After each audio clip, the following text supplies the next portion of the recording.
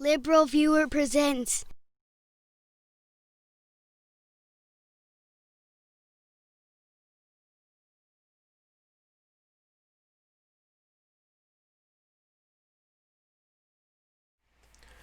So, welcome to the September 13th edition of LiberalViewer Sunday Live Clip Roundup. Thanks for joining me. For September 13th, I picked out the 13 best, most newsworthy clips from the Sunday morning news analysis shows from the big five corporate outlets of ABC, NBC, CBS, CNN, and Fox News, the so-called corporate media here in the United States, for what should be a really informative, educational, fair use media criticism and political commentary show for you all tonight. You can see my clip list. I put a link down in the video description to my clip list of my 13 clips with the somewhat cryptic notes I read during the show to remind myself what I wanted to say when I show the clips. Sometimes I say what I wanted to say. A lot of times I only say about half of what I wanted to say, but that's what happens when you do it live, right? As Bill O'Reilly once said. My topics tonight, the main topic, of course, is Trump lied, people died, mostly about the Woodward recordings of Trump. There's where Trump admitted that he downplayed the virus because he didn't want to panic the people, but of course a good leader tells the truth and still doesn't panic the people. That'll be the main point of tonight's live stream.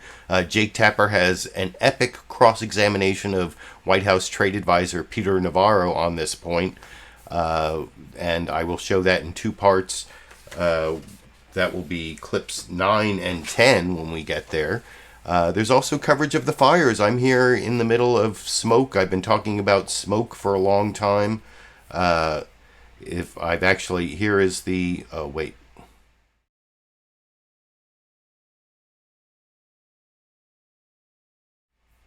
So you can't, this here is the Spare the Air page, sparetheair.com, that shows the particulate the particulate readings for various sensors in the Sacramento region. The red means unhealthy. The purple means hazardous, and then there comes deep purple, and I don't even know what comes after deep purple. I think it might be Megadeth, but no, that is not my political comedy clip for tonight. The deep purple Megadeth joke is not my political comedy. My actual my two topics, like I said, there's Trump lied, people died, includes him talking about forest management in terms of the fires, and that will be covered in the news summaries.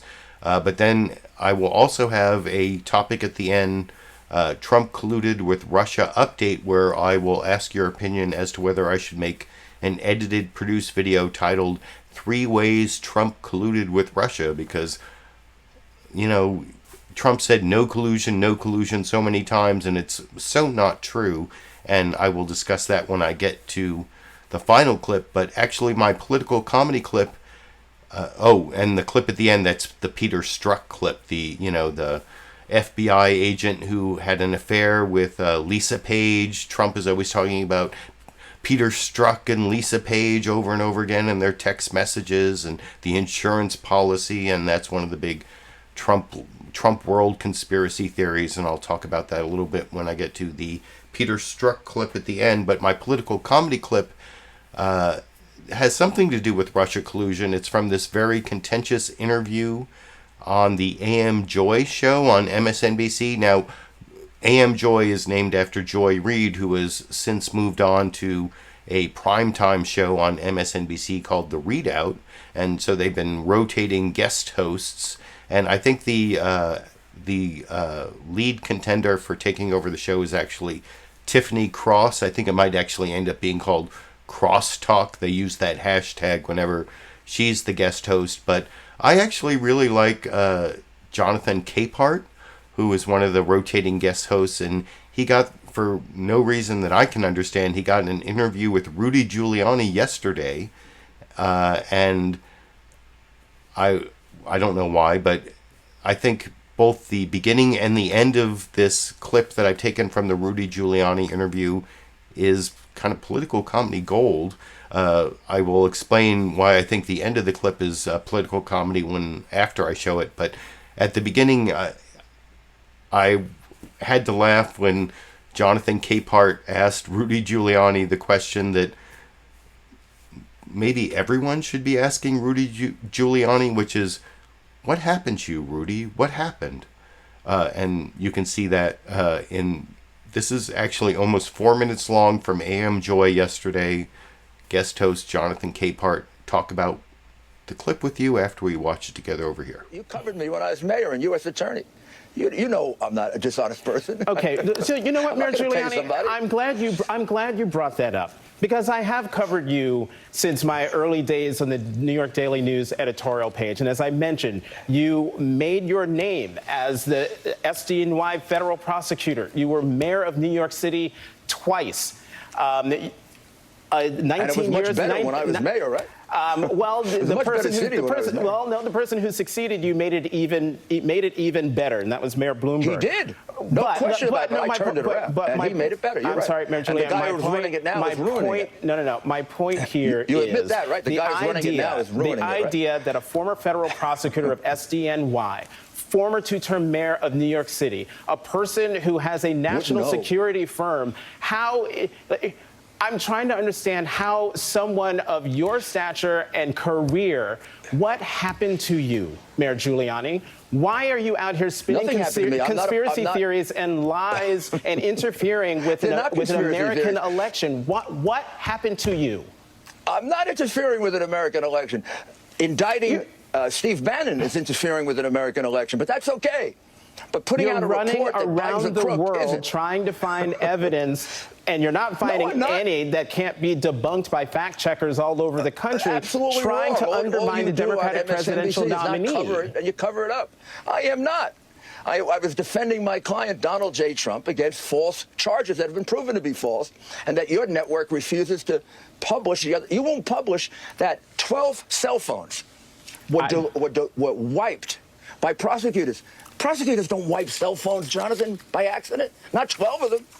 Mayor Giuliani. What the Mueller people were doing is obstructing justice. As we said, they were Democratic operatives posing as prosecutors. Mayor Giuliani, I need that, but you don't cover it, so your listeners never hear that. I'm not covering conspiracy theories. I'm not covering lies. Mayor Giuliani, I just want to end. Well, you decide. I'm going to end. Lies and conspiracy theories. I'm going to end this interview. Your viewers should get to decide that. Not from your biased Democratic point of view, Jonathan. Mayor Giuliani, that's not right. One of your former colleagues, Lev Parnas, sent out a tweet that I want to read to you. So now, at Rudy Giuliani, at Real Donald Trump's attorney, wants the world to believe that he did not know who Derkash was when he flew to Ukraine with this reporter from OWN to receive misinformation on Joe Biden, hashtag Lev remembers, hashtag Rudy never learns, hashtag truth matters. What is your response to that tweet? He's lying because he couldn't possibly know. I wasn't in contact with him then. He got arrested and I broke off contact with him. He was in jail when that happened. The guy is a known liar, crook, thief. And, you know, in my business, national security, prosecution, you deal with bad people to get information. I mean, that's how I made all my cases against the mafia, against crooked politicians. I mean, the case against Biden is overwhelming. I could prove it in a 4-week trial better than I prosecuted Fat Tony Salerno. Mayor Giuliani, and on that note, it is sell his office, and your station is covering it up. Mayor because Giuliani, you're not fair to the American people, Jonathan. Mayor Giuliani, I want to thank you very much for coming on. Thank you very much for coming on the show. I read you the Lev Parnas tweet. You called him a liar and a crook, and therefore I would like to bring in Lev Parnas, former associate of Rudy Giuliani, who has now been indicted on election fraud charges, and his attorney, Joseph Bondi. Like I said, I like that first part where he said, "What happened to you, Rudy? What happened to you?" That's a great question. But then at the end where he gave Rudy Giuliani the tweet from Lev Parnas, and Rudy attacked Lev Parnas, and he said, thank you, Rudy, and you called Lev Parnas a liar and a thief, and I happen to have right here Lev Parnas. It actually reminded me of this scene in the Woody Allen movie Annie Hall, where Woody Allen is standing with Diane Keaton in a line to see a movie, and the person in front of him is like spouting off all these opinions, and he spouts off this opinion about Marshall McLuhan, and Woody Allen says, well, I happen to have Marshall McLuhan right here, and he brings in Marshall McLuhan. You know nothing of my work. That, well, whatever. I know Woody Allen is in the hashtag #MeToo era. Woody Allen is persona non grata, but he did still make some pretty good movies that are part of my childhood, adolescence, young adulthood. So what can I say? I remember the Woody Allen reference, but you can let me know what you think down in the comment section about my Woody Allen Annie Hall reference, Marshall McLuhan, Lev Parnas versus Rudy Giuliani, and whether you like that political comedy clip. Now I'm going to move on to the news summaries. And, you know, I was complaining. Oh, by the way, I was looking this up. This is the, like I said, the Spare the Air Air Quality Index. This is the 2.5 millimeter, is it millimeter particles, particulate matter for sensor readings for 5 p.m. where I am. That was the last available reading before I started the show. And the red is actually unhealthy. The purple is very unhealthy. And then the deep purple is hazardous. And I just made up the Megadeth category that comes after deep purple, but that's just my heavy metal joke for the heavy metal fans out there. And if you remember, I was complaining, I think 2 weeks ago, about how one of the corporate media biases is that they're all based in New York and Washington, D.C., and they're very East Coast biased. And if the news media was based on the West Coast, they would have been reporting on these fires weeks ago. But this week they actually finally started reporting on the fires, and I'm going to show you the beginning of NBC News' Meet the Press, where Chuck Todd said, we're going to get to the political news later, but we're going to start with these intense wildfires. And, you know, it's not just where I am, it's like all over the West Coast. Like, they waited till you could see this huge smoke plume covering a large percentage of the continent of North America from space. And anyway, Chuck Todd introduces it and then talks to this NBC reporter,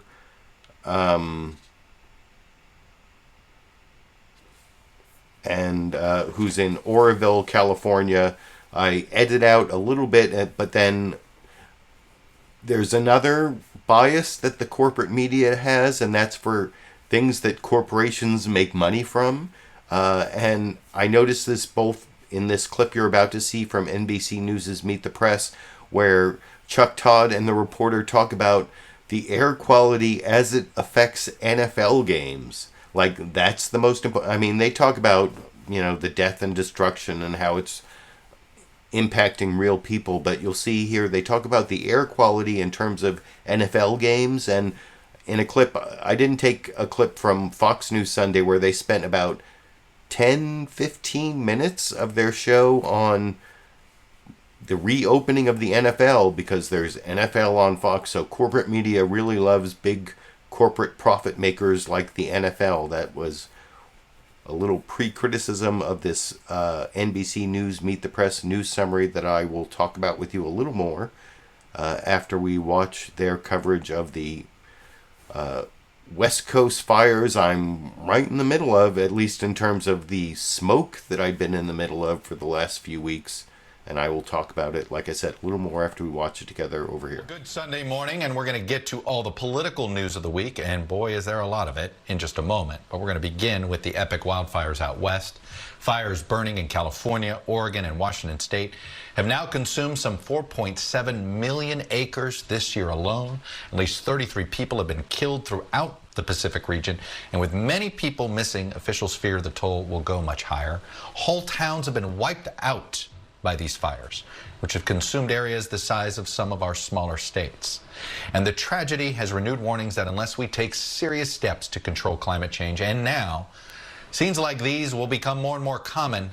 Perhaps, maybe it is too late, that this is the new normal. NBC News' Erin McLaughlin joins us now from hard-hit Oroville, California. So, Erin, what about the air quality? We've seen reports that maybe even the sporting events, we know the NFL's got a couple of games in the state of California. We know the air quality is bad. Is it so bad that people are going to be told to stay indoors? Well, you know, Chuck, NFL had been looking at possibly canceling the San Francisco 49er game scheduled for today here in California, but that game is going ahead. They are monitoring the situation very carefully, considering that California Governor Gavin Newsom was here earlier this week. He said that this air is the equivalent to smoking 20 packs of cigarettes. Unbelievable. Erin McLaughlin on the ground in Northern California. Stay safe yourself and be careful breathing the air as well. If you want to help the victims of the Western fires, here are some of the organizations that we believe are doing some good work. And if you don't have a pen or pencil handy, you can find them on our website, meetthepress.com, and we will also tweet that out. So, yeah, and if you don't have a pencil, in the next clip I'm about to show you, I'm going to start with the names of those organizations if you want to help fire victims, and there are a lot of fire victims, although one thing, this is another bias of the corporate news media, all of them, not just Fox News that has bias, but all the corporate news media where there's like a new, better, sympathetic story to tell. Yeah, I mean, you heard the number of deaths. There are dozens of deaths from these fires, but there's what, like almost 1,000 deaths a day from coronavirus still. I think it's 700 maybe, somewhere between 700 and 1,000 deaths a day from the coronavirus. And I mean, you're going to see that's going to be covered in some of the news summaries, including the rest of the NBC News Meet the Press news summary that I'm about to show you. But it's kind of, I complained for weeks they weren't covering the fires, and I'm glad they're covering the fires, but they're spending more time on the deaths from the fires this week than from the deaths from the coronavirus, when there are like a few dozen deaths from the fires, but like 700-800 deaths per day from coronavirus. That was the point I wanted to make. But like I said, I'm going to start the NBC News Meet the Press news summary on the politics of the week, right where I ended that last clip, with the organizations that you can donate to help fire victims. Although, like I said, there are a lot more coronavirus victims than fire victims. But this is really about climate change, which I'm glad that was covered there, and you'll see that covered more later. And in the final clip I have from Oregon, the final clip in this topic, Trump lied, people died, will be about Trump's lies on climate change and forest management before I get to the Russia collusion topic. But I want to show the rest of the NBC News Meet the Press news summary, not on the fire, but on the political week, because after last week and I think they may mention this, the Atlantic story I covered last week, where Trump called veterans and people who are injured and killed in war as suckers and losers. That was followed up this week with Trump's own voice on tape, recorded by Bob Woodward, saying that he was downplaying the virus. He was basically lying to the American people. Jonathan Karl from ABC News' This Week with George Stephanopoulos actually asked Trump he's actually the chief White House correspondent for ABC, actually asked Trump in a news conference, why did you lie to the American people? And that isn't covered on any of the other news summaries, not even really on the ABC one, except briefly in their pre-show teaser, which I will show you in the clip after the one I'm about to show you. But actually, as usual, the NBC News Meet the Press news summary is best at showing Trump's lies in terms of COVID-19 that were captured on tape by Bob Woodward. The best news summary showing the juxtaposition of what Trump said in private to Bob Woodward versus what he was saying in public to the American people. And so I want to show you that longest of the news summaries and talk about it with you after we watch it together over here, starting, like I said, with the groups you can donate to help victims of the fires on the West Coast over here. Now to presidential politics. At the very moment President Trump hoped to go on offense against Joe Biden, he found himself playing defense again. There was the continuing fallout from the Atlantic magazine story in which... I apologize, it didn't show that screenshot. That's the beginning shot I see when I show in my my streaming software. It shows how to help and those organizations you can donate to, but I guess it actually gets lost in the transition between my live stream commentary and the clip. So anyway, I apologize you can't see it again, but I will show the NBC News Meet the Press news summary that I over-introduced already over here. Now to presidential politics. At the very moment President Trump hoped to go on offense against Joe Biden, he found himself playing defense again. There was the continuing fallout from the Atlantic magazine story in which he was reported to have called Americans who died in war losers and suckers. Bigger still was Bob Woodward's latest book, Rage, and the audio tapes that went with it. We learned that Mr. Trump knew in late January just how deadly the coronavirus was, that it was airborne, knew it was far worse than the flu, but chose to mislead the public for months to avoid panic, so the president claims. Not surprisingly, Joe Biden attacked Mr. Trump for a life and death betrayal of the American people. Also, not surprisingly, some conservatives, but not many elected ones, defended the president for remaining calm, saying, "You don't yell fire in a crowded movie theater." It's true, but you do if the theater is actually on fire. Will these latest revelations have any impact on Mr. Trump's loyal followers? Probably not. It's possible the virus is already baked into the polls. But every day spent explaining his silence on the coronavirus is another lost opportunity, another day off the calendar when Mr. Trump could be going after Biden instead of defending himself. This whack job that wrote the book, he said, well, Trump knew a little bit. They wanted me to come out and scream, people are dying, we're dying.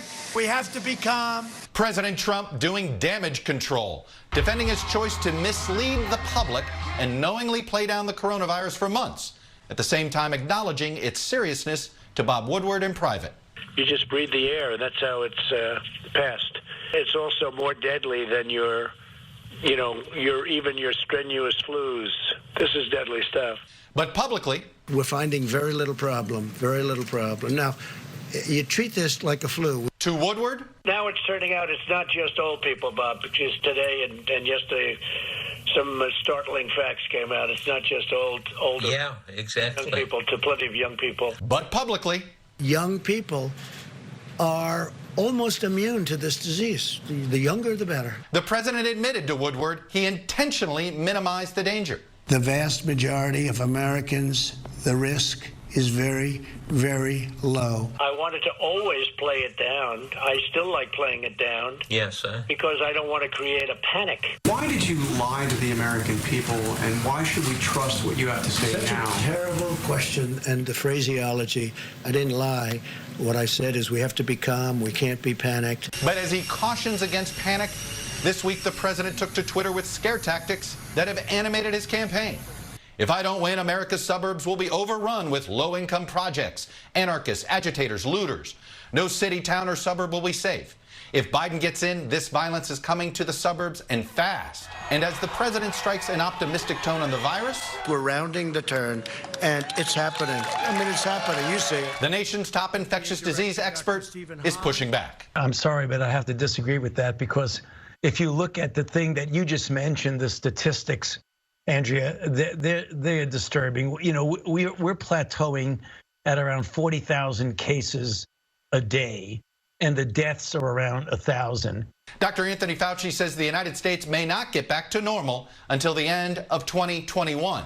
There were times when I was out there telling the American public how difficult this is, how we're having a really serious problem. You know, and the president was saying it's something that's going to disappear, which obviously is not the case. When you downplay something that is really a threat, that's not a good thing. And joining me now is the chair of the Republican Party, Ronna McDaniel. And I don't have a clip of Ronna McDaniel or Ronna Romney McDaniel, since she's Mitt Romney's niece. Mitt Romney is the pariah of the Republican Party, and yet his niece is the head of the Republican Party. That's an interesting irony. I just wanted to point out quickly, but I don't have a clip of that. But like I said before, I showed that news summary. I think there was a great juxtaposition there of Trump's false statements or Trump's statements in private to Bob Woodward versus what he said in public to the American people. And then it wasn't just that Trump lied in the past, but also there was some good coverage there of how Trump is still lying, comparing what he's saying about, rounding the corner versus Anthony Fauci saying we got to hunker down and, basically things could get a lot worse in the fall and winter. And by the way, yesterday, I still have my arm here is sore because I got my flu shot. Have you gotten your flu shot? Go get your flu shot. That's something you can do besides voting Trump out of office, of course. But something else you can do to make things a little better in terms of the pandemic is get your flu shot. I think I saw some corporate outlets like the local pharmacies and pharmacies and grocery stores were giving out information as to how they were going to get flu shots out. So yeah, get your flu shot. Like I got my flu shot. That's one thing you can do. But anyway, so basically my synopsis of that last news summary is Trump lied, people died, and Trump is still lying, and more people are still going to be dying. You can let me know what you think down in the comments section about that synopsis of NBC News Meet the Press's political news summary, and that is hopefully why Trump is going to lose in 51 days? I think it's 51 days. But one thing I liked about that news summary, like I said, is it showed all the important clips, including Jonathan Karl of ABC News confronting Donald Trump at a news conference and asking him, why did you lie? Why did you lie to the American people? And he said, oh, that's, so such an unfair framing, or whatever it was Trump said. Well, that was the only place you saw the long clip. And not even on ABC News' This Week with George Stephanopoulos did they show as much of the clip as you saw there on NBC.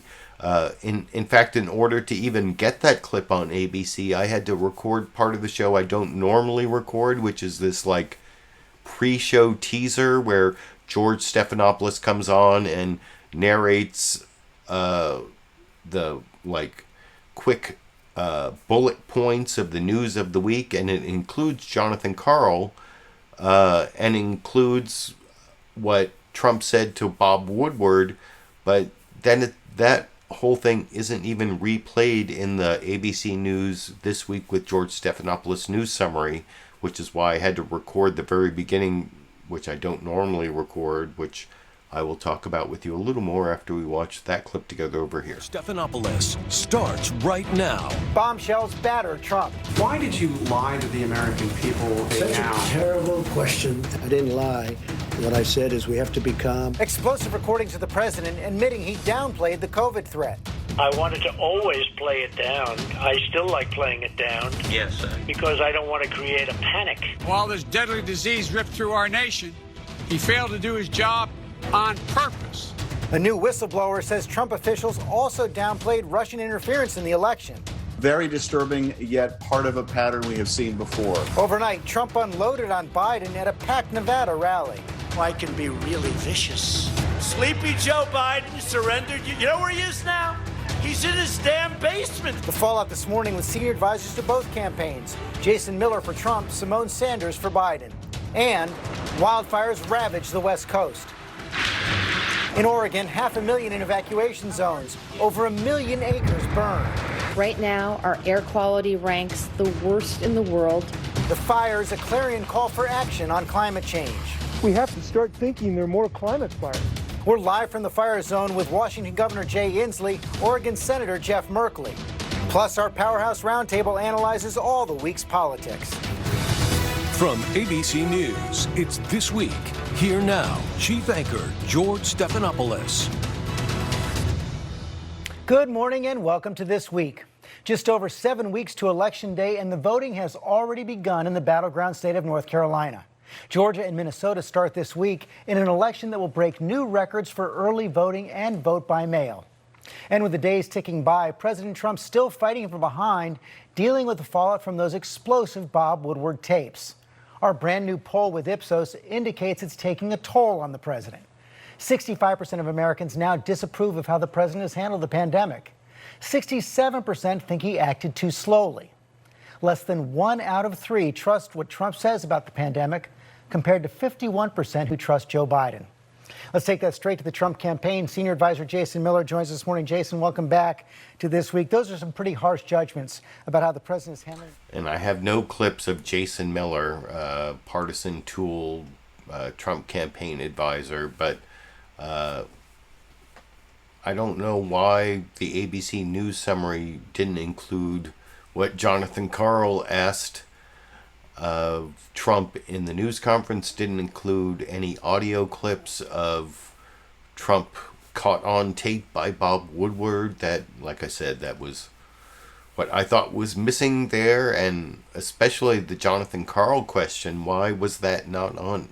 It was just in the pre-roll, like I said, not in the news summary, but maybe I'm harping on that too much. You can let me know what you think down in the comment section.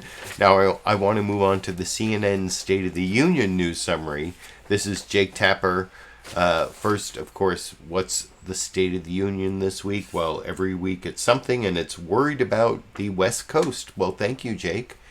And I saw I got several Super Chat contributions during the show so far. Sexy Bob, here's to a great show and some oxygen. Matthew, last week's show was great, but he wants me to do a 3-shirt show.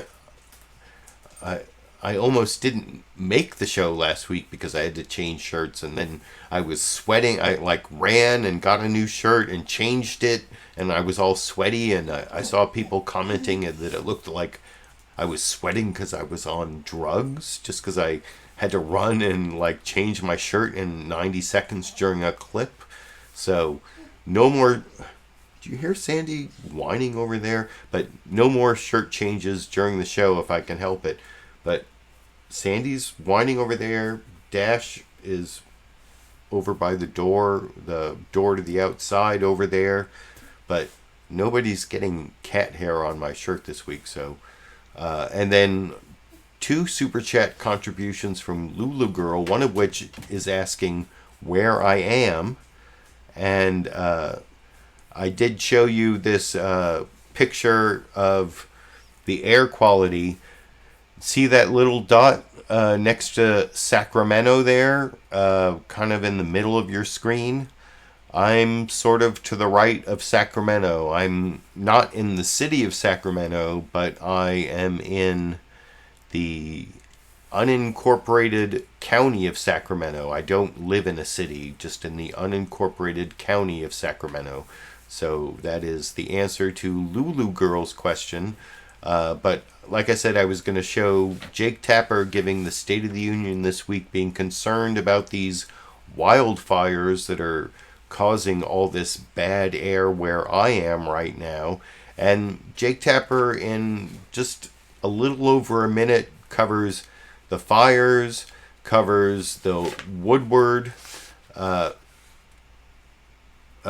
tapes, and also talks about forest management, which will come up later in the show. And anyway, I will talk about that CNN State of the Union news summary a little bit more after we watch it together over here. We're in Washington, where the State of our Union is worried about the West Coast. Images that look almost apocalyptic. Fires raging up and down the West Coast, burning huge areas in California, Washington State, and Oregon. At least 33 people are dead across the three states, and Oregon officials are warning of a, quote, mass fatality incident as smoke produces dangerous air quality conditions. The governor of California says the debate is over on climate change. Just come to the state of California, and President Trump now will visit California after criticism about his silence on the issue. The president addressed the fires at a rally Saturday night, saying the fires are, quote, about forest management.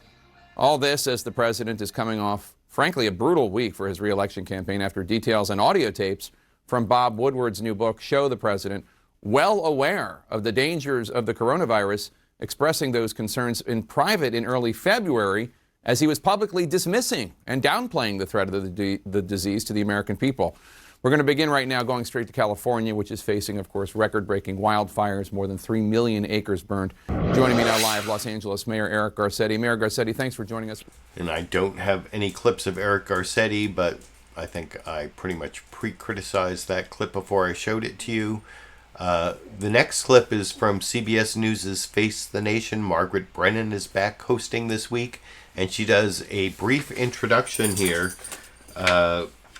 talking about the challenging time we're in before the election, but then she says the most imminent threat we're facing is the fires, and talks about, like I said, a few dozen people dead from the fires, but is the fire... I'm here, like I said, in the middle of the smoke. I can't complain too much because I'm not where the fire is. I haven't been burned out of my home. There are people who've lost everything. There are hundreds of thousands of people across the west coast of the United States having to evacuate their homes. My only complaint is that I haven't really been able to go outside for a few weeks without smelling smoke all the time and unhealthy air, and it is a little bit oppressive over time when you look at the sky and it's like Mars. It's like that is not supposed to be the color of the sky on my planet. I'm a big Star Trek fan, as you can tell from my Spock mug over here, but I still don't want to live on a planet where the sky's orange all the time. You've seen some of those apocalyptic photos in the news summaries, and you'll see some of them in this CBS News Face the Nation news summary, where first Margaret Brennan, like I said, talks about the challenging times in the election, says the fire's the most imminent threat, and then she does this interview with the governor of Oregon that I've edited out, but then I give the Mark Strassman news summary, and you have to wait all the way to the end to realize he is still in Atlanta, which I will talk about a little more with you after we watch that news summary. That at the end, is there Mercedes-Benz product placement that CBS is like getting remunerated for Mercedes-Benz product placement at the end of this clip? Well, you can tell me what you think after we watch this corporate news media clip from CBS together over here. Good morning and welcome to Face the Nation. Across America, challenging times continue as we head into the final 50-day stretch before Election Day. But this Sunday morning, no threat is more imminent than what is happening on the West Coast, with at least 33 dead and dozens more missing. There are 62 large fires burning in California, Oregon, and Washington state. More than 5 million acres have burned, thousands of homes have been destroyed, and once again, the hardest hit are the underserved communities. We begin this morning with Oregon's Governor Kate Brown. We know that Americans on the West Coast are fighting two unprecedented events at the same time, the worst ever fire season and this global pandemic. CBS News national correspondent Mark Strassman reports. Outside Pacific Northwest fire zones, it's the double whammy. Evacuees fleeing flames escape one evolving crisis only to drop into another. The ongoing COVID threat. New arrivals, many without masks, get screened first. But people wonder, who here has the virus? Our goal is to get everybody housed into non-congregate shelters, meaning hotels. Every day, wildfires burn more areas into a page from dystopian fiction. COVID compounds the fight to hold off the flames, and fires compound the fight to hold off the virus. I feel it a little bit like in my throat now, even with my mask, but yeah, it's like, ugh, it's the worst. Firefighters on front lines spread out even more. Homeowners become holdouts. COVID's one reason. Research shows air pollution generated by wildfires may make the virus especially deadly. Most of COVID America shows improving 2-week trends. New cases and deaths nationally both down by about 20%.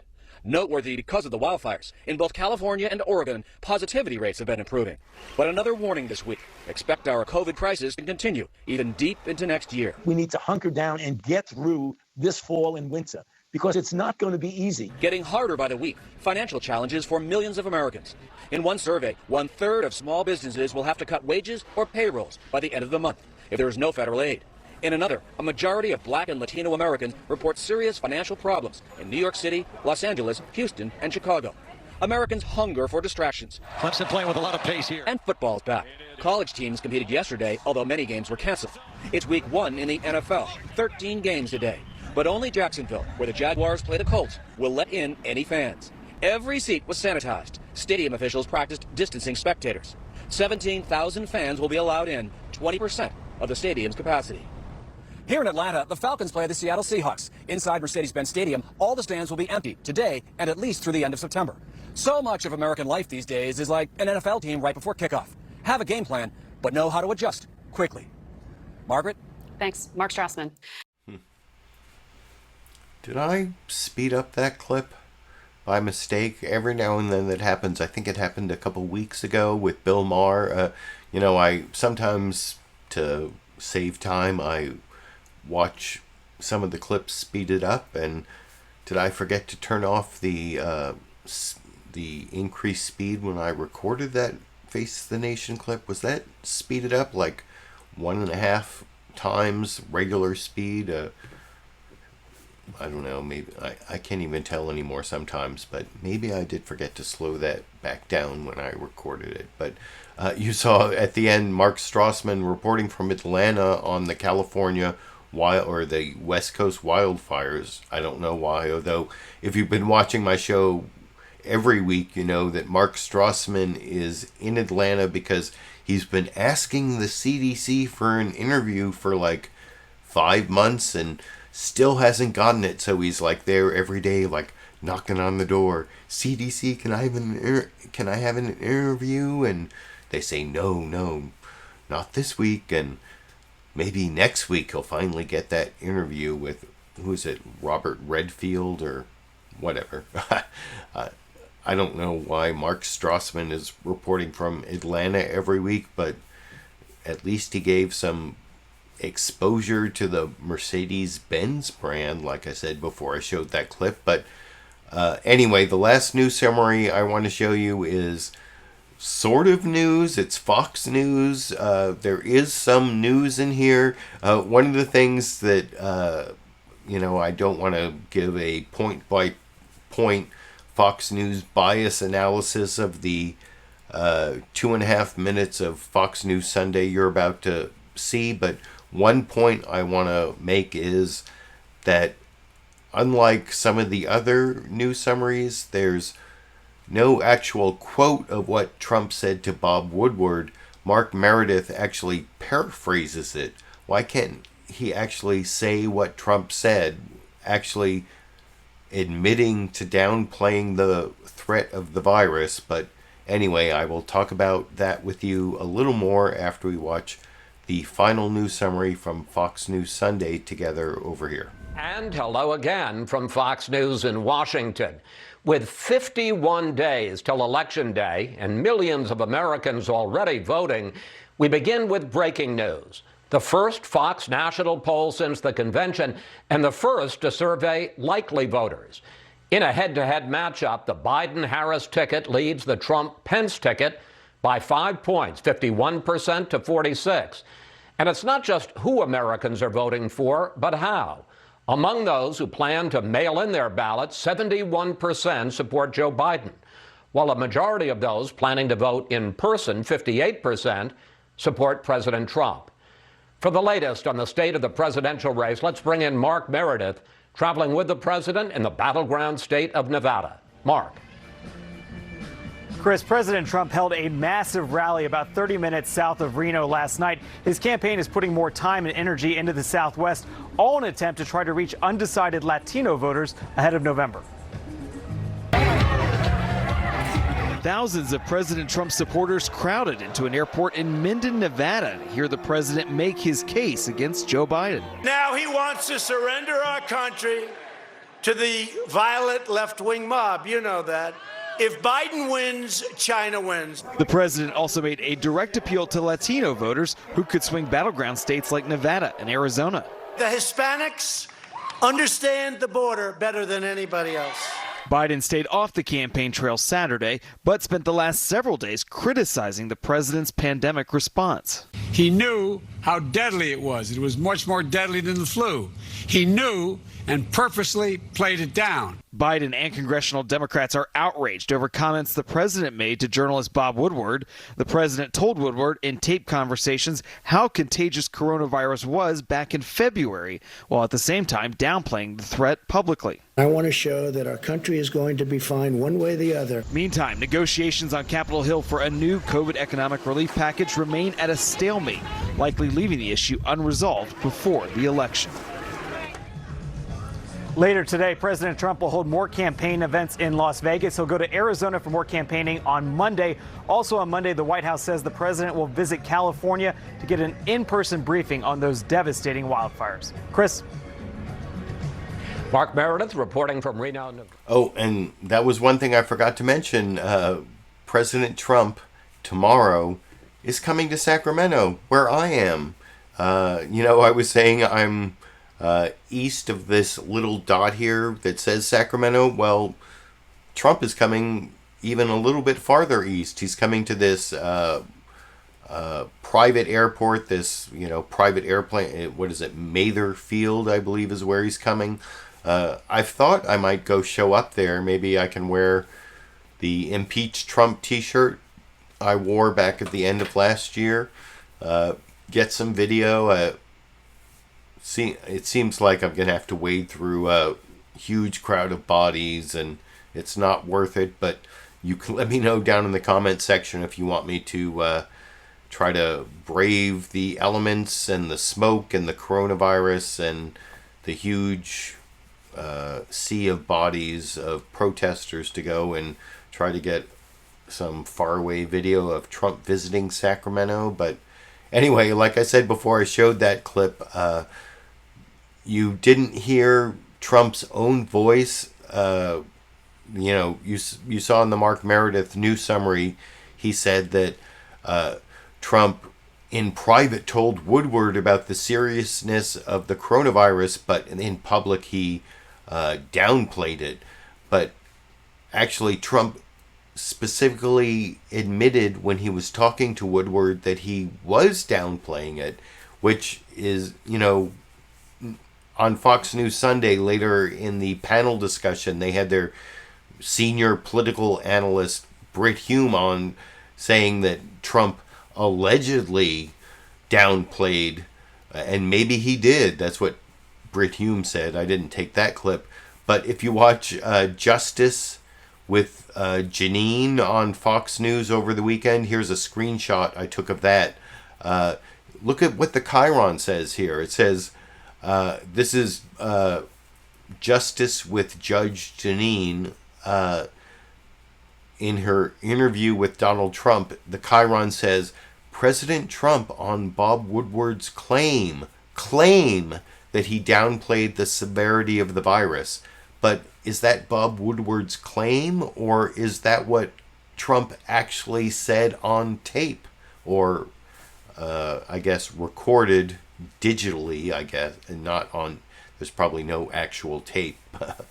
But one of the things I often say about Fox News Sunday is the thing that is gratuitously left out of their news summary, at least Chris Wallace then uses to cross-examine a Republican later in the show. And that's what happens when Chris Wallace cross-examines Steve Cortes, a a Trump campaign advisor, and here you actually get to hear Trump's words recorded by Bob Woodward about, and it's a pretty good juxtaposition of Trump saying something in private to Bob Woodward, then contradicted by something he said publicly, which Chris Wallace does a pretty good job of cross-examining Steve Cortes about, but not as good a job as Jake Tapper, which I will show in the subsequent clips. But here's Chris Wallace's semi, at least bare minimum journalistic effort with the Trump official over here.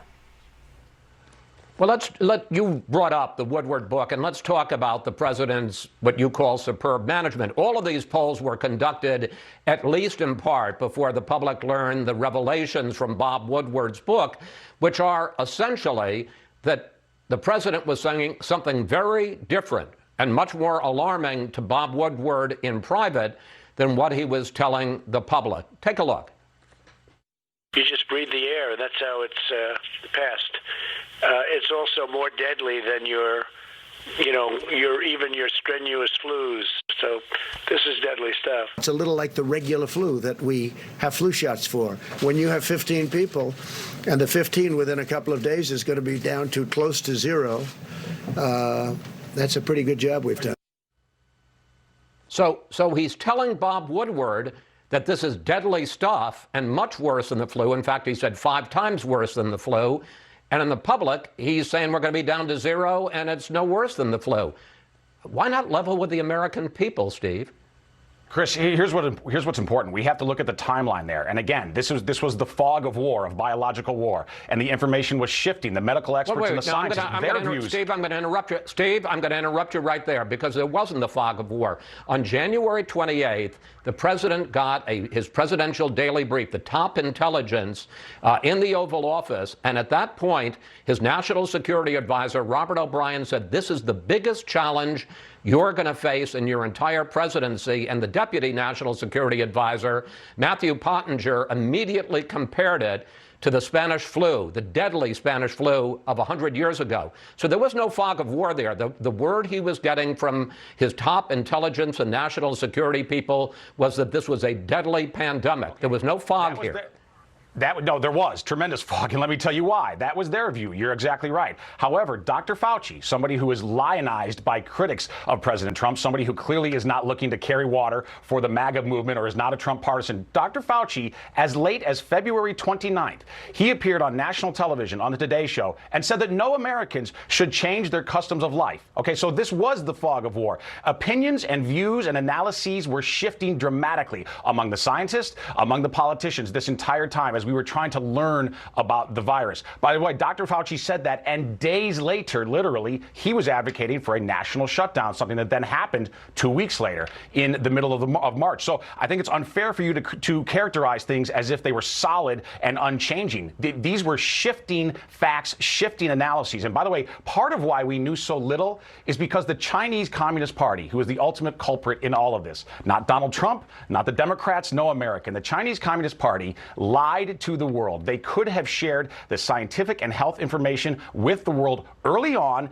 and in all likelihood either contained this virus to Wuhan itself, or if it did get out of Wuhan, at least help the world to deal with it effectively. Instead, we were searching largely in the darkness to try to figure out the scientific facts. And again, the scientists themselves were shifting their views dramatically during this period.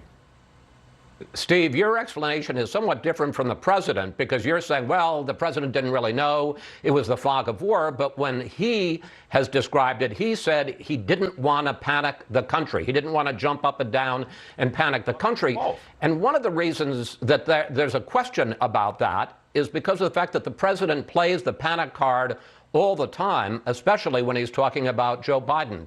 Take a look. If Biden wins, the mob wins. If Biden wins, the rioters, anarchists, arsonists, and flag burners win. Peacefully protest. Peacefully protest. Is that a president who is trying to keep the country calm? There's a key difference here. When the president is talking about legitimate fear of what can happen in America if Joe Biden were to win, and if disrespect for the police were to continue to become the norm in this country, he is trying to exhort the American people to action, to say we can stop this, we can back the police, we can restore order, we can insist on the rule of law. That is sensible to recognize that there's legitimate fear out there in the country. What is not helpful would be to tell the American people that this virus is out of control, because what would happen? Things like hoarding, which was happening anyway at that time. It was already commencing. The president's job in a time of crisis is partly to be reassuring to the American people, to convince them that we can and will persevere through this epidemiological Pearl Harbor. And that's what he did. He was reassuring to the American people. At the same time, he was taking decisive action. He didn't just offer flowery phrases and then sit back. No, he reassured the people and then took command decisions. Steve, I got it.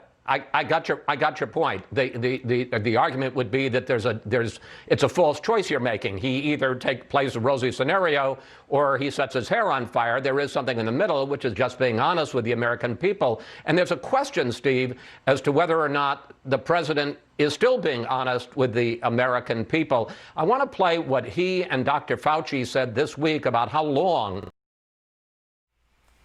And actually, at that point, Fox News, they didn't put it in their news summary, but they go into what you saw at the end of the NBC News Meet the Press news summary, comparing what Fauci said about how we have to hunker down and things are going to get worse in the fall and winter, versus Trump saying we're rounding the corner and vote for me because things are getting better. Of course, Trump is politicizing the supposed current lull in the coronavirus, which is probably momentary, as you saw from the previous news summaries, especially what Mark Strassman was talking about in terms of the lower levels of cases and deaths, but just momentary.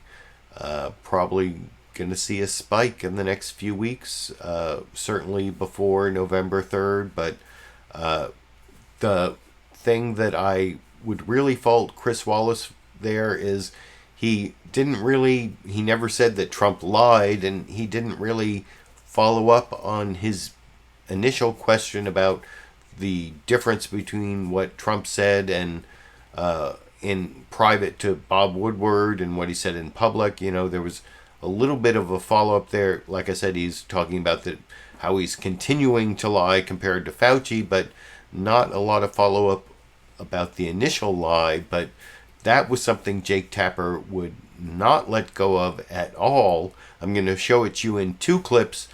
Jake Tapper talking to White House trade advisor Peter Navarro, who also was one of the early members of the Trump administration who early on warned about the severity of the coronavirus in a memo he wrote. But here he breaks news about another memo trying to obfuscate the severity of what's been revealed in the recordings Bob Woodward took of Donald Trump back in February and March, confiding about how this was more serious than the flu, but then telling the public it was like the flu, as Jake Tapper starts off cross-examining Peter Navarro about on CNN's State of the Union in this clip. Talk about that. Yeah. Finally, you want to talk about that? Let's turn to that. Yeah, let's turn to the revelations from Bob Woodward's book, which comes out on Tuesday. I want you to take a listen to what President Trump told Woodward in private on February 7th. Great. That's a great date to start. You just breathe the air, and that's how it's passed. It's also more deadly than your strenuous flus.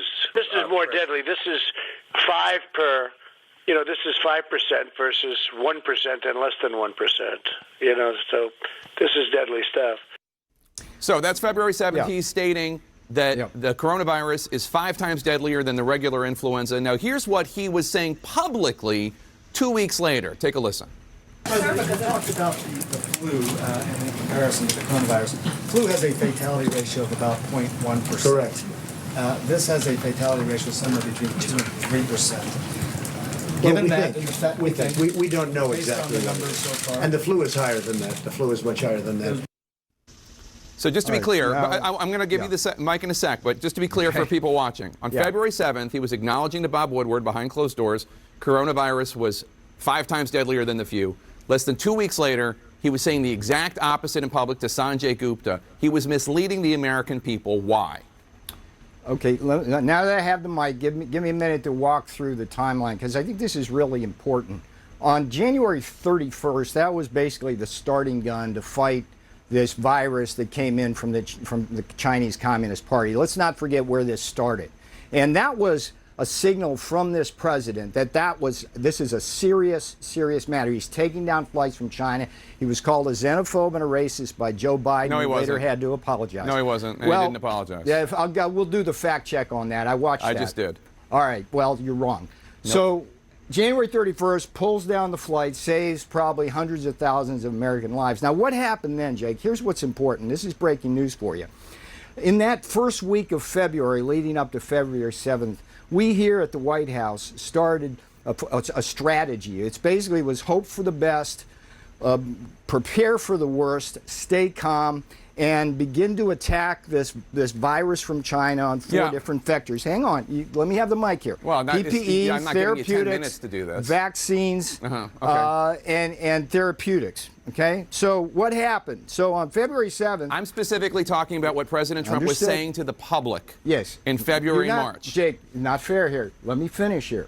You're not answering my question. On February 7th, President Trump talks to Woodward. What happens on February 9th? This is the most important thing.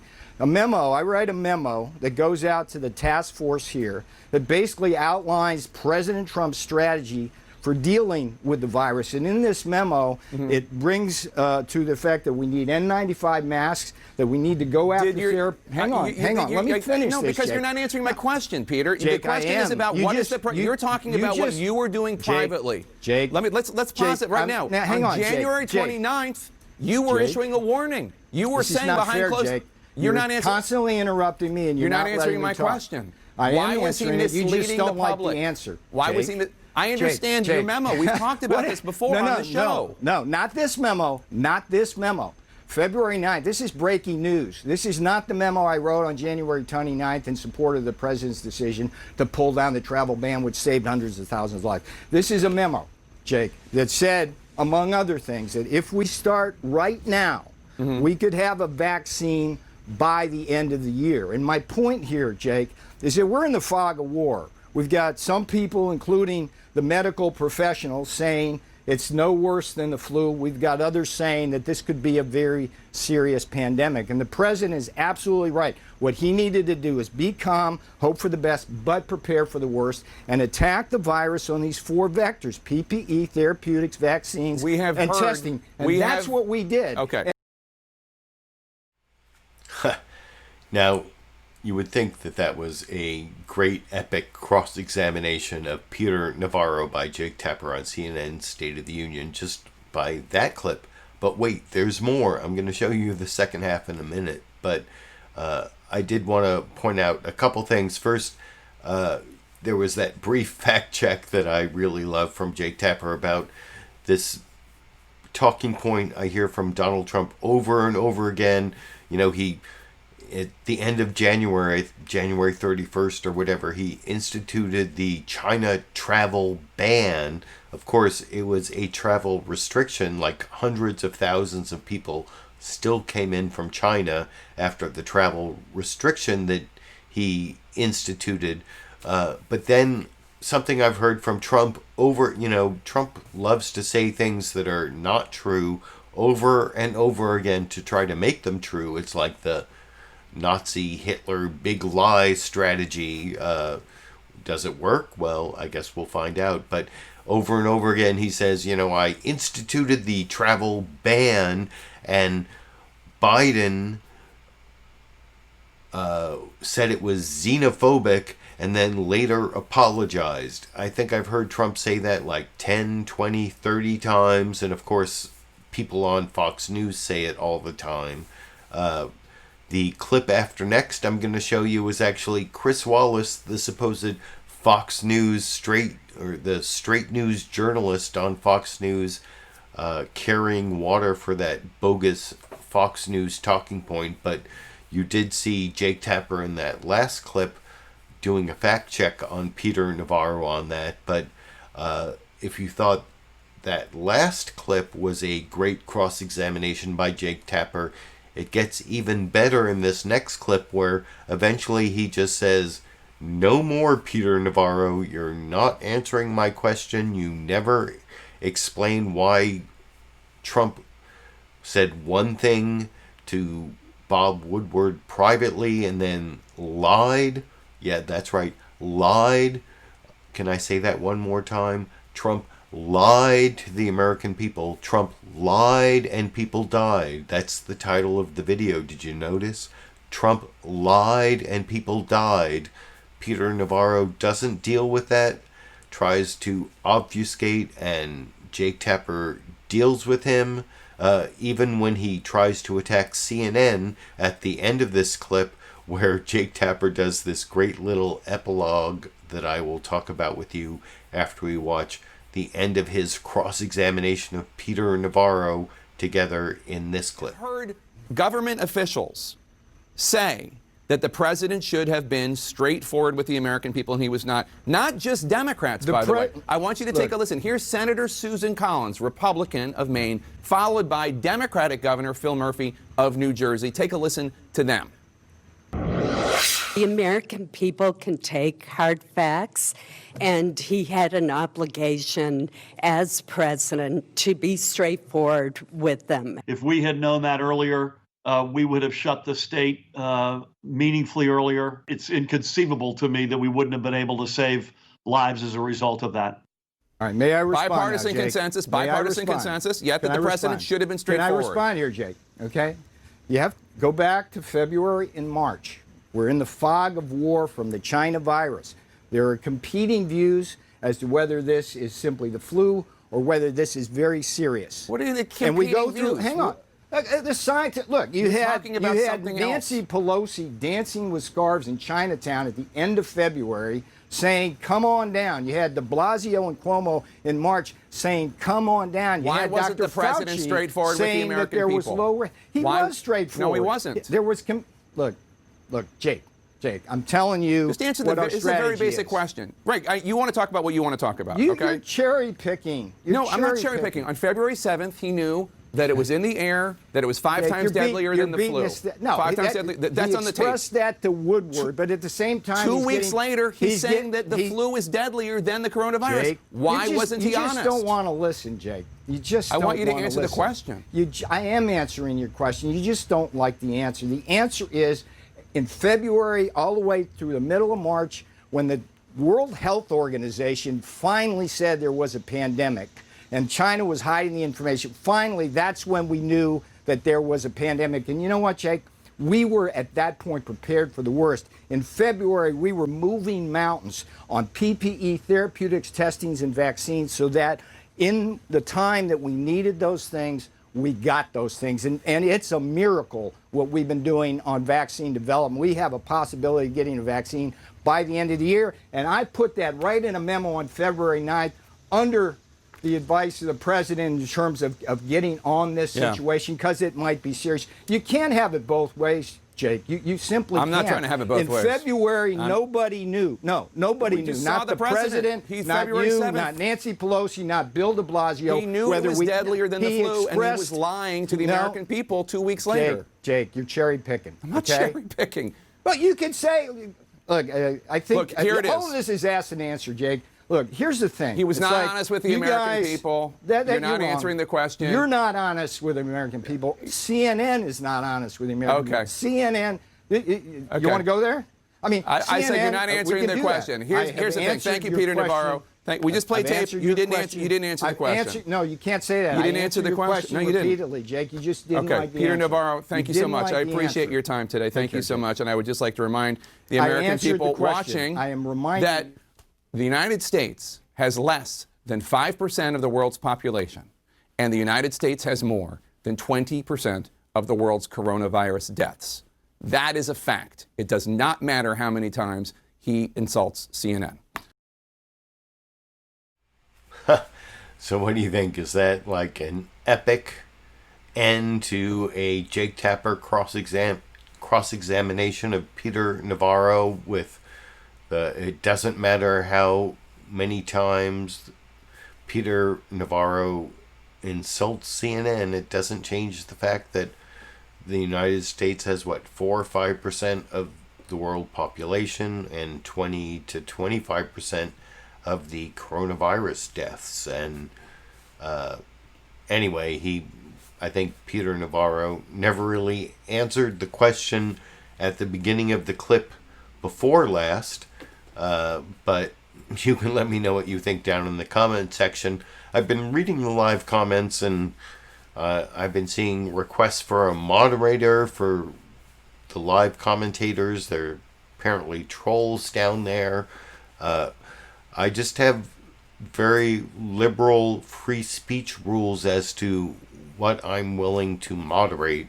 If you go to my youtube.com/LiberalViewer about page, you'll see what those rules are. And if I could actually find a moderator who would follow those very liberal pro-free speech rules, I might be able to have a moderator, but you can let me know what you think down in the comment section about all that. But I did mention in the clip before last how Jake Tapper fact-checked Peter Navarro on this claim I hear from Donald Trump and people on Fox News all the time that Trump instituted his travel ban from China that still let many, many people in because it didn't stop everyone. U.S. citizens and permanent residents could still come back. I think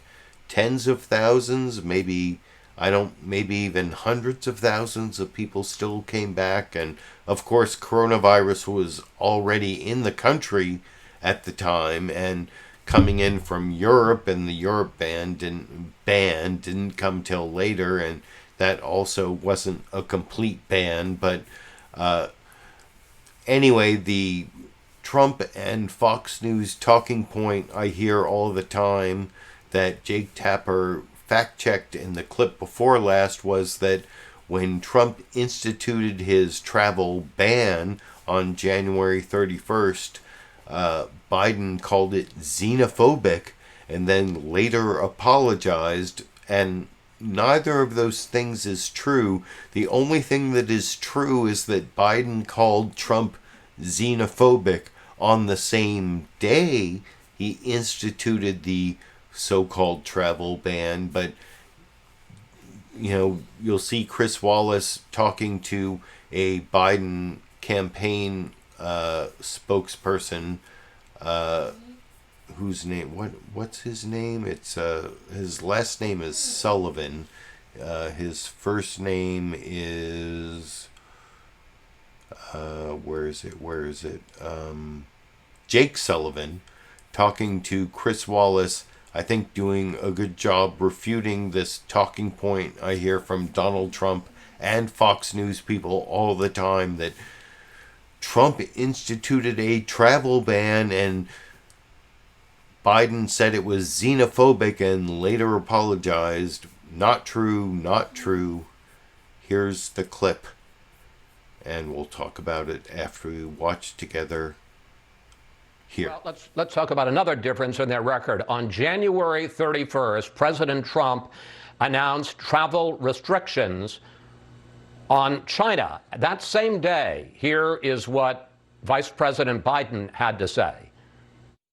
This is no time for Donald Trump's record of hysterical xenophobia, and fear-mongering to lead the way instead of science.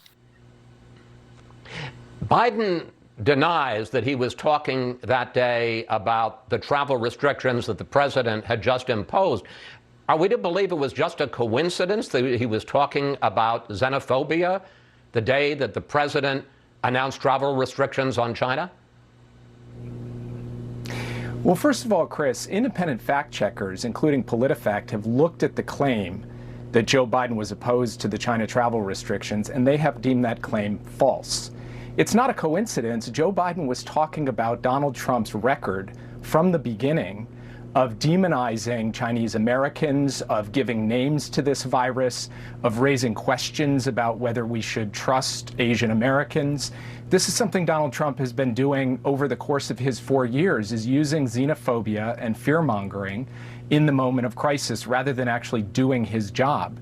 What Joe Biden said was that these travel bans can slow the virus, but they can't stop the virus. And that's what the record reflects.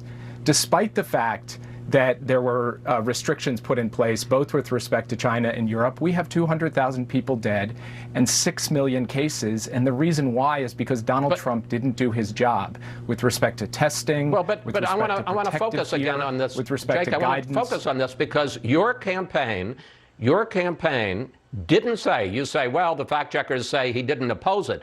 Your campaign didn't say that Biden approved of the travel restrictions until April. Why did it take him so long?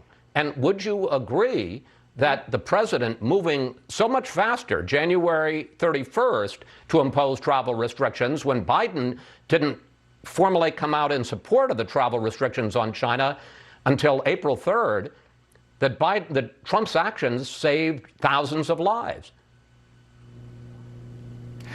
First of all, Chris, the virus was already in the United States by the time that Donald Trump imposed these restrictions. And by the way, after he imposed the restrictions, tens of thousands of people came into this country from China. Why did it take Biden 2 months to approve the travel restrictions? Well, first, it didn't take him 2 months. In a speech on March 12th, Joe Biden said that travel restrictions can slow the virus, but they can't stop the virus. His whole point was the only way long term for us to get this virus under control is for the president to stand up and do his job here at home, where the virus was circulating. That's why he was placing so much emphasis on the kinds of things other countries did to get the virus under control. Testing, PPE, resources, all things Donald Trump didn't do, so that on Friday of this week, more than 1,000 Americans died, and in Canada, 0 did. That is the difference in failed leadership in the United States and the kind of effective leadership that Joe Biden would have brought to bear had he been president throughout this entire crisis. I want to talk about another subject. So, like I said before, I showed that clip. I think you can see Chris Wallace of Fox News Sunday, despite cross-examining Steve Cortes of the Trump campaign with some, I don't know, somewhat confrontationally using the clips of what Trump said to Bob Woodward in the clip I showed, clip number 8, but that was clip 11 where Chris Wallace was definitely carrying the water of the Trump campaign, trying to forward this bogus talking point that on the day that Trump announced the travel ban, not a ban, like I said before I showed the clip, but January 31st, Trump announced the travel restrictions. I think Chris Wallace actually said restrictions at the beginning of that clip, so kudos to him for that at least. But then on the same day, Biden says Trump is xenophobic, fearful of strangers. That's what xenophobia is, and you could say that any day about Trump, and no coincidence, you could say it every day about Trump. And the thing is, Biden didn't say that about the travel restriction. He didn't oppose the travel restriction. And what he said about the travel restriction on March 12th, like Jake Sullivan just said in that last clip, is it might have slowed the progress of the virus, but it didn't stop it. And of course, Trump failed to get the testing fast enough so we could see what was happening. He failed to, he failed to do a lot of things. But the clip I want to show you next is about another Trump failure, and this is the failure on climate change. And, I've been talking about what the biggest story is, and maybe it's coronavirus, maybe it's law and order, probably not. Maybe it's the Trump campaign's collusion with Russia, or the Trump or the Trump presidency's attempt to get rid of our democratic republic and replace it with this authoritarian alternate fact reality. I'll talk about that more when I get to the clip after next, but this next clip is actually about what might be the biggest story that I didn't mention, was mentioned earlier in terms of the California and West Coast wildfires. 50 years from now, 100 years from now, when they look back on what people were talking about, or what are they going to say they should have been talking about? Climate change. Climate change. And that's something, you saw in some of the previous clips, the news summaries, Trump was saying the problem is, with all these big fires, is forest management. One time he said we have to rake our forests better, and that's ridiculous, which in this next clip you'll see Oregon Senator Jeff Merkley point out raking the forest is ridiculous, although forest management isn't completely ridiculous.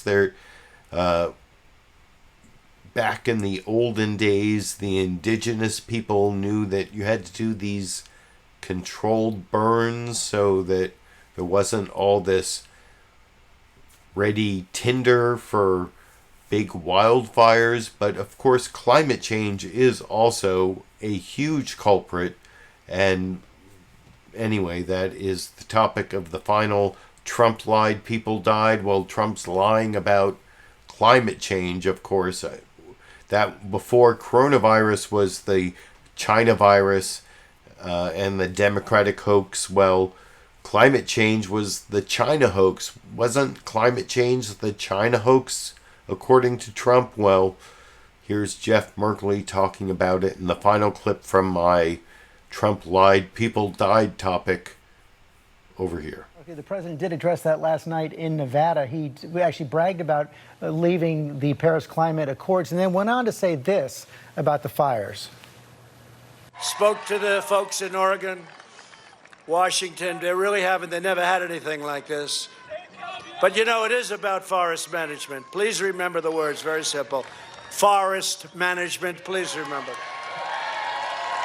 It's about forest management and other things, but forest management. Is that contributing to this, Senator Merkley? The president has said it's all about raking the forest. It's just a big and devastating lie. We have the Cascade snowpacks have gotten smaller, our forests have gotten drier, our ocean has gotten warmer and more acidic, and this has been happening steadily over the last several decades. These are consequences of a warming planet that have huge impacts on rural America, with our forests, with our farming, with our fishing. This should not be blue or red. This should not be rural or urban. This is devastating to everyone. And we need, just on COVID, we need to have a president follow the science. We need to have a president now who follows the science on global warming. America not only has to get its own act in order, it has to help lead the world to take this on. This is a planetary scale tragedy of the commons that we need leadership to end. One of the other signs of the times here, Governor Inslee, that we're seeing is that the response.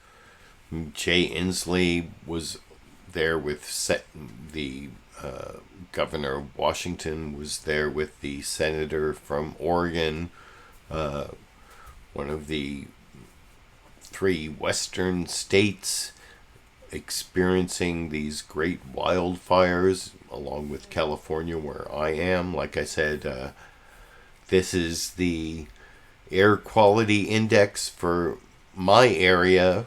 that dot that says Sacramento, I'm just a few millimeters to the right of that dot. In the red area, that's unhealthy. Purple, very unhealthy.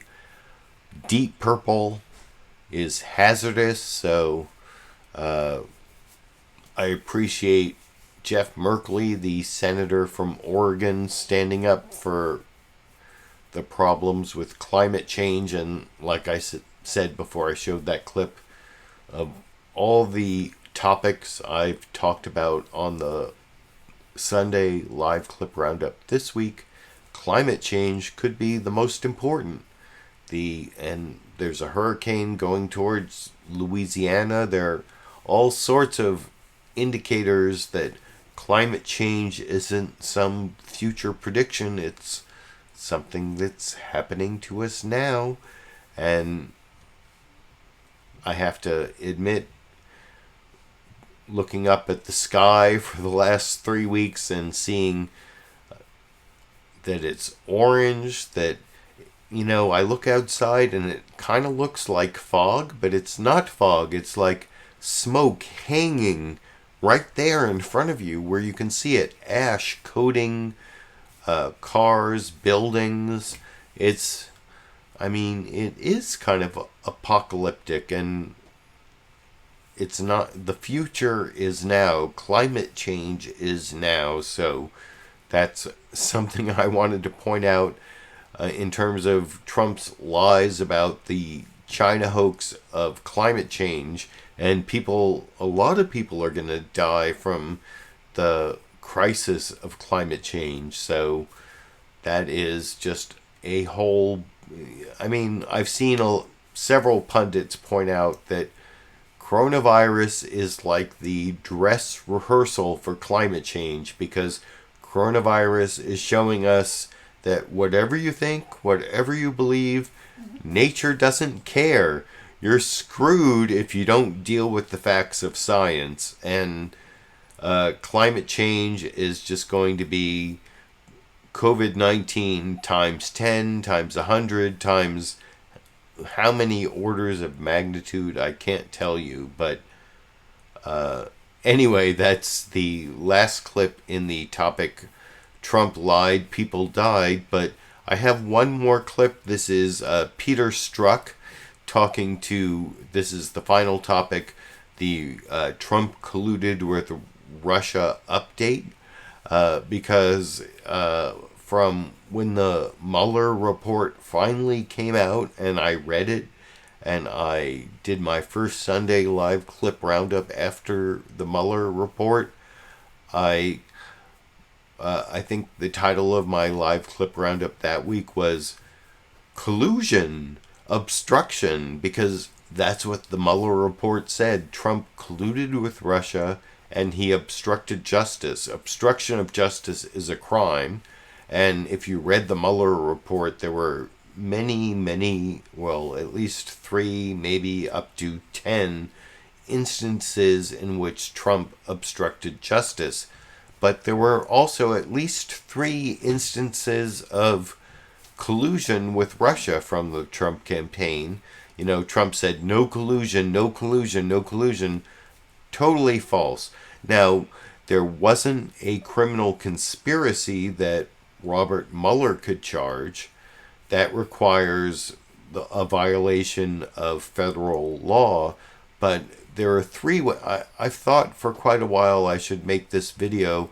Trump colluded with 3 ways Trump colluded with Russia. And there's the Roger Stone,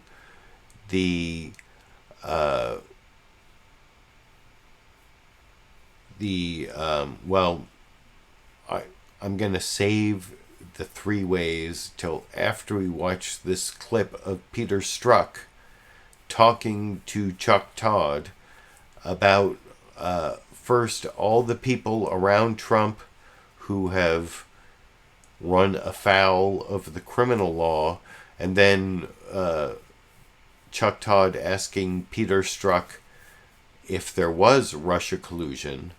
And he'll talk about, some of the ways. There was Russia collusion, but the three ways that I have been thinking about making a video about, there's the Roger Stone avenue, where Roger Stone talked to Julian Assange apparently and to Donald Trump and coordinated the release of the Russia hacked materials from the DNC. There's Paul Manafort, who shared polling information from the Trump campaign with Russian intelligence operative Konstantin Kilimnik. And then there's of course, the Trump Tower meetings between Donald Trump Jr. and Russian intelligence operatives, the June 2016 meeting. So those are the three ways. There's Manafort, there's Stone, and there's Donald Trump Jr. Should I make a video explaining in detail the three ways the Trump campaign colluded with Russia? You can let me know what you think down in the comment section, but here is Peter Strzok talking to Chuck Todd about Russia collusion and about how all the people around Trump seem to be involved in nefarious activities. For the final news clip tonight, over here. You're still in your job today, and you look at I'm going to issue two sets of facts. 4 years ago, the president's personal lawyer was working with the Russians, it turned out in secret, on Trump Tower Moscow. 4 years later, the president's personal lawyer, it's a different individual this time, Rudy Giuliani, he's been working with folks in Ukraine trying to drum up information that might harm Joe Biden, and it turns out he ends up working with a known Russian operative that ends up being sanctioned by the U.S. government. What do those two facts tell you about the president? It tells me that he is surrounded by people who have a pervasive pattern of contact with the Russians, and not only contact, but contact that they're hiding. Broaden it from that, Chuck. Look at 2016. His campaign manager, who pled guilty and was dealing with people affiliated with Russian intelligence services. One of his foreign policy advisors who lied to us about his connection to the Russians and pled guilty. His former national security advisor who didn't tell the truth to me and who pled guilty twice to not telling the truth about his contact with the Russians. And now, obviously, with Rudy Giuliani, dealing with somebody that the Department of Treasury recently said this last week had been an agent of the government of Russia and their intelligence services for over 10 years. And look at that pervasive pattern of contact. It is not without exaggeration that there is no president in modern history who has the same broad and deep connections to any foreign intel service, let alone a hostile government like Russia. When you read the Mueller report, did you conclude no collusion? Absolutely not. I concluded the opposite. And what? Yeah. So my sense was, when you look at it, I mean, Mueller was focusing on violations of the law, and the standard to be able to establish in a courtroom that something occurred is very, very different from the standard that a counterintelligence expert and or intelligence person would look at and judge whether or not that caused them concern.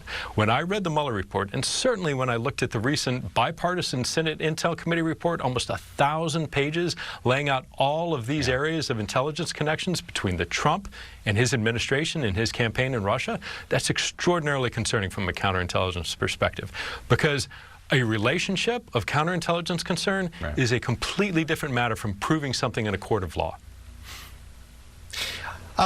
Given what Now, Peter Strzok is, I've seen him on like so many shows in the last week because he's trying to pimp his book, which you will not see behind me because I'm not a big Peter Strzok fan because I don't like cops. Well, that's an exaggeration. I'm just saying, in a political sense, I don't want to politically align myself with law enforcement. Is that a little more couched, softened? Better than I don't like cops. I've talked about this in terms of like Kamala Harris being a prosecutor and a cop, and anyway, I'm not going to be one to carry water for the FBI and law enforcement in general, based on my background as a criminal defense attorney who questions the motives of police and prosecutors whenever possible, but I did at least appreciate that brief moment from NBC News' Meet the Press and Peter Strzok there pointing out that, yes, there was Russia collusion. It doesn't matter how many times Rudy Giuliani or Donald Trump may claim there was no collusion. There was. It just didn't rise to the level of a criminal charge, at least according to Robert Mueller. And I did see down in the live comments before I showed that clip that several people would like me to make a video about the 3 different ways that Trump or the Trump campaign colluded with Russia. So maybe, hopefully, I will have time to make that video in the next week or 2. But I did promise, no, I haven't promised, but I know I have my Dash and Sandy fans out there, and I have a couple Dash and Sandy clips. I could show you Dandy clips. I had one from Friday, but no. I'm going to show you the one that occurred just hours ago, and you're going to get, I have Dash the cat is right there. Sandy the dog is right there, but this is a couple hours ago over in the room over there, and you're going to get to see how annoying and how Sandy can be very annoying in her barking. You're going to get to see how Sandy barks in the bonus Dash and Sandy clip, or Dandy clip. No, let me try to add it.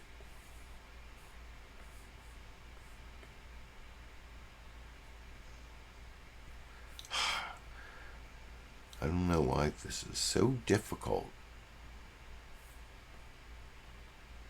Here it is, over here.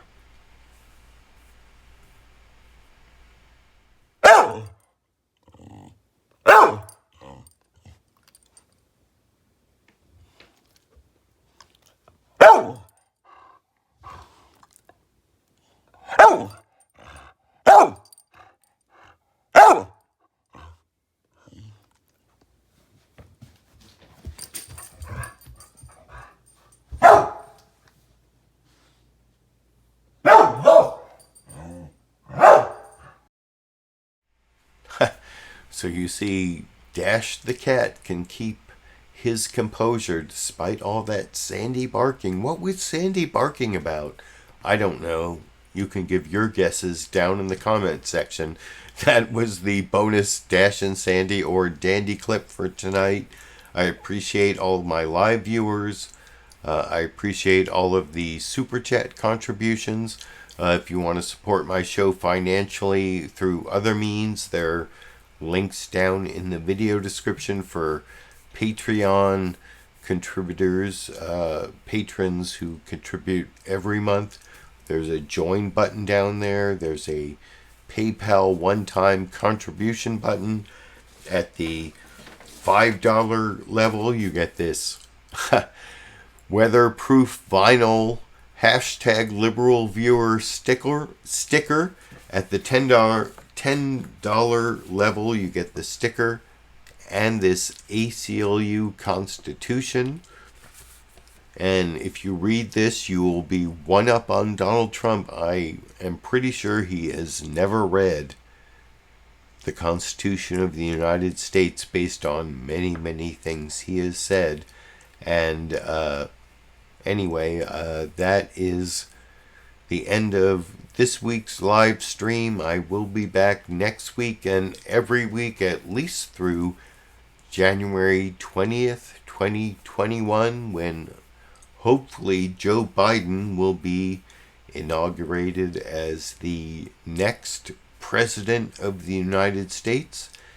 Until then, or until next week, or until whatever, I guess I will be seeing all of you around the internet.